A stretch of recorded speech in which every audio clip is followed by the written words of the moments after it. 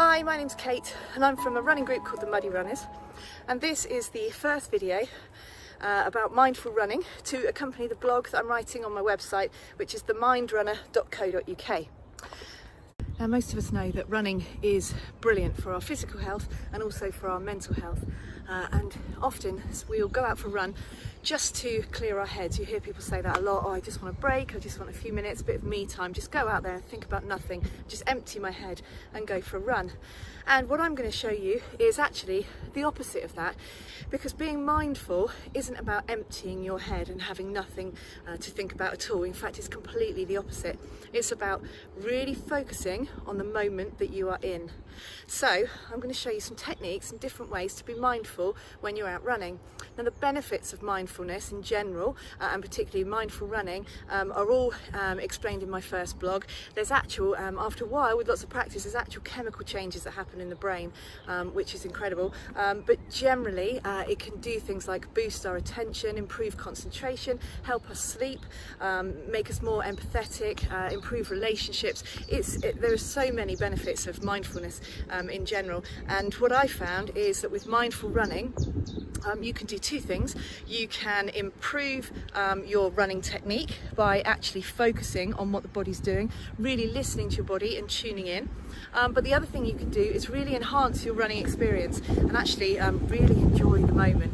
So I'm going to show you some techniques while I'm out on my run today. So for this first video about mindful running, I'm going to focus on the environment and my surroundings. And this is all about connecting to the environment around me and really being mindful about the moment that I'm in, what's happening right now and around me. And it means that while I'm running and focusing on my surroundings, I'm not worrying about what happened yesterday or what might happen tomorrow. I'm just thinking about what's happening right here, right now. So to focus on my surroundings, I'm going to start nice and easy by going for a short run and trying to pick out 3 sounds that I can hear. And just to try and make this a bit harder, I'm going to make one of those sounds quite close up to me and one of them a sound that's in the distance. Okay, so if you want to try this while you're out for a run, give it a go. I'm going to go for the run now and I'll speak to you in a minute. Okay, I've just finished that short little run section and I could hear, especially as I was running past the trees, the sound of birdsong really close. In the distance I could hear the traffic, as you probably can now, from the Red Rice Road behind me, but also really up close I could hear the noise that my feet were making as I crunched over the sticks and the twigs below. I've also got the sound of the wind in the trees as well, which is quite loud at the moment. For this next section, just as it's demonstrating now, for this next section, I'm going to continue my run and I'm going to look for a colour. I'm going to make it quite hard. I'm going to look for the colour red.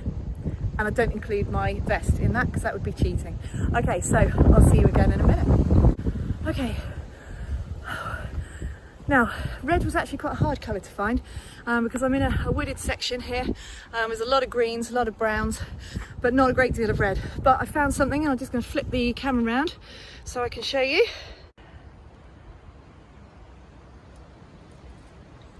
So it's just that little section of red on the green leaf. Now, if I hadn't have been searching for that colour, I would have just gone straight past it. I would have just run blindly, just not concentrating on anything probably, but instead I was focusing really hard and I found that little bit of red colour in amongst a load of green. Now, the other practical reason to be able to practice this and to be able to do it quite well is it makes it safer when you're out for a run, especially us being trail runners. We obviously run along quite uneven terrain a lot of the time, and by being really mindful and aware of your surroundings all the time, it means you're less likely to trip over, tree roots and stuff. As you can see behind me, this is quite a uneven section of my run, but it means I can be really alert and be really aware of my surroundings. Okay, for this next section I'm going to run and I'm going to find 3 things that I can feel, and that doesn't have to be with my hands, it could be any other part of my body, so I'm going to see how I get on. Okay, so I've just run that short little stretch there, focusing on 3 different things that I could feel. Now, the first and most obvious one was the wind in my face. It's really windy today, even though it's glorious sunshine. So I could feel the wind in my face and blowing my hair around. The second thing I could feel was the tree roots underneath my feet, really uneven, and actually when you're treading on the tree roots I can really feel that pushing through the soles of my trainers. Probably means it's time for a new pair. But the other thing I could feel was a bit of a twinge in my right knee. Now, you're probably thinking that when you go out running you don't want to be thinking about your injuries, and in fact it's better to ignore them, but in actual fact it's the opposite. And by doing these mindful exercises and being aware of what's going on around you but also within your body, you can do things like actually tune in to what your body's trying to tell you. Now when I'm running and I could feel that twinge in my right knee, that was a good opportunity for me to think, should I stop? Is this quite bad? Can I keep going? Where is that pain on a scale of 0 to 10? Is it the same sort of discomfort that I normally have, or is it anything worse, which means I should stop? And often the temptation is just to keep going, to run on an existing injury or even a new injury, and then to cause a lot more damage. So for me, that discomfort is no more than I'm used to, so I know that it's safe for me to carry on. So for this last little running section, I'm going to look for a pattern. Now this could be absolutely anything. It could be man-made or it could be something in nature. But it again is giving me an opportunity just to really focus in on my surroundings. So I'm going to go and see what I can find. Okay, here's my pattern that I found, the checks on the gate behind me. Now I'm finding mindful running really useful at the moment because I'm having to run on my own because of social distancing, and I'm normally used to running either with a running buddy or in a running group, but not at the moment for obvious reasons. Mindful running can then be really useful because I can use all of these different techniques to stop me from getting bored. It also means I'm a lot more aware of what's going on around me, which makes my run a bit safer considering I'm doing it on my own.